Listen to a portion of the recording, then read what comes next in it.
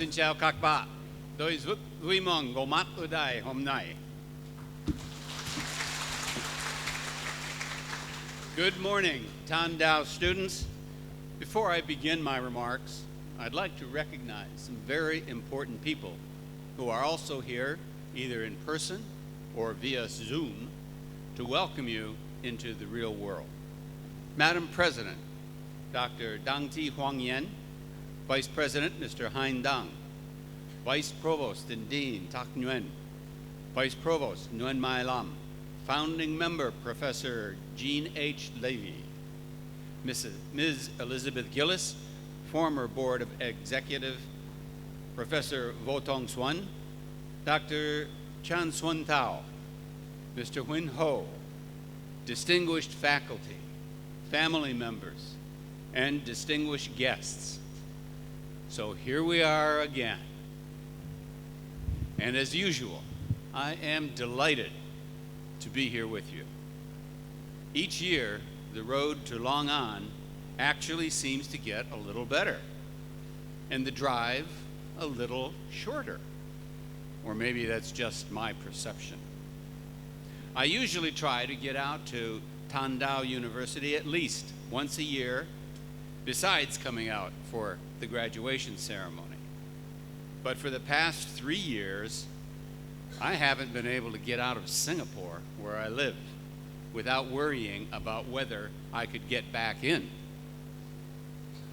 In fact, I was stuck in Seattle for about 5 months because a week after we arrived in Seattle for a short vacation, Singapore, because of the pandemic, closed its borders to Americans.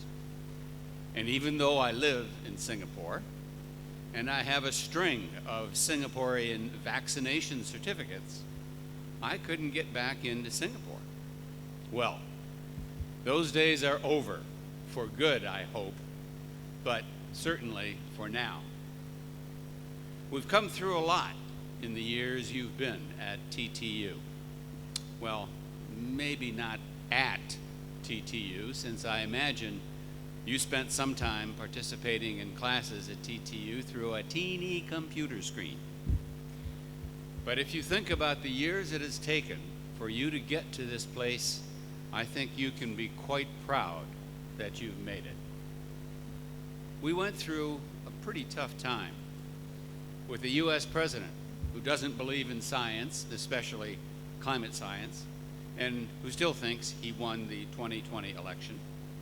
We went through a pandemic that disrupted and to some extent continues to disrupt our lives and certainly hurts our economies. And we're still going through the issues caused by a war in Europe coming from the invasion of Ukraine by Russia. The war has caused a large bump in the prices of energy, food, and continues to disrupt economic activity around the world. It seems to be a miracle that we are all here to celebrate your graduation. On the other hand, we should also think about some of the progress we've made in those years. We saw very powerful vaccines developed using new techniques and developed in about 1/4 the time it normally takes to develop vaccines. These new techniques are also being used to develop new therapeutic medicines to combat the virus, which is still with us, though getting less dangerous by the day.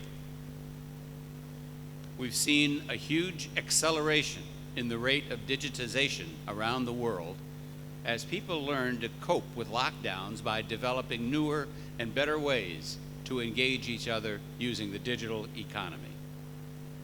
I think we are also seeing new coalitions among nations that have similar value systems, which are examining new ways to deal with some of the problems of the modern world, problems which are now your business as well as ours.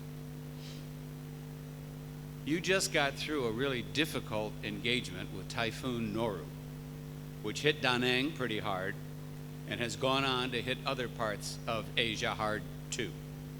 And Noru is not an isolated case. Overall, the planet's average surface temperature has risen about 1 degree Celsius since the late 19th century, with 2016 and 2020 being the hottest years on record. Additionally, climate-related disasters have also spiked 83% from 3,656 events during 1980 to 1999, rising to 6,681 in the past 20 years. Major floods have more than doubled. The number of severe storms has risen 40%, and there's been a major increase in droughts, wildfires, and heat waves. This is the biggest now issue of our day. How do we save our planet from climate disaster? This is going to be your issue going forward. You may have seen or heard of 3 letters used when talking about sustainability. ESG. These 3 letters stand for the way of thinking about sustainability and climate action in just about every sector and every aspect of our everyday lives. The letters mean environment, society, and governance. They come up mostly in terms of new infrastructure projects and new ways of financing projects, especially climate-related projects. Environment is pretty clear. It means what do we do to preserve our environmental stability, including things like recycling, electric vehicles like the ones VinFast is beginning to make, and things like that. But the other 2 letters, S for society and G for governance, may be the ones that will be really important going forward and are the ones about which you should do the most thinking. Society means, how do we build a better society in the new post-pandemic world? What do we do about the way people deal with each other? How do we work together, play together, and build a better society in the new post-pandemic world? Governance is also about how do we use the lessons learned from the pandemic and from the turbulence and disruption we are going through. How do we deal with refugees? How do we deal with race relations? And how do we use accountability to make a better world and not use it to get rid of people we don't like? ESG is a very broad concept and can be interpreted by many people in many different ways. Yet in the midst of this new world where uncertainty is the only thing we are going to continue to face, it's a very important concept that can help us change the world for the better. As I say, you can see this concept at work in the way that corporations are starting to use it to measure the acceptability of projects. That is, does the project consider environmental effects, effects on minority populations, and effects on equality of economic opportunity for all stakeholders? There have been studies showing that companies that use this type of analysis are actually doing better in terms of attracting new investors than companies that only talk about profit margins. As you may know, Vietnam, along with 6 other ASEAN member states, is engaged with the United States in a new set of trade talks called the Indo-Pacific Economic Framework, or IPEF for short.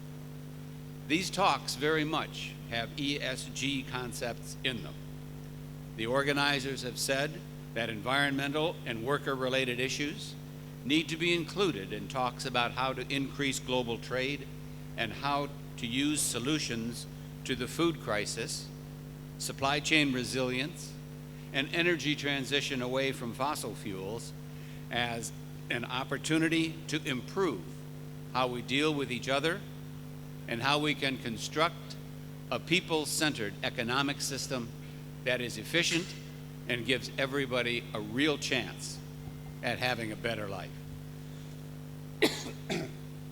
You will see more about this, hear more about this, and need to deal with these concepts in whatever you do out there in the big, wide, uncertain world. I will be right next to you, doing the very same thing. We will all need to do it together. TTU has given you the set of tools you need to help build the next world. Please make good use of them. Thank you, and have a great life.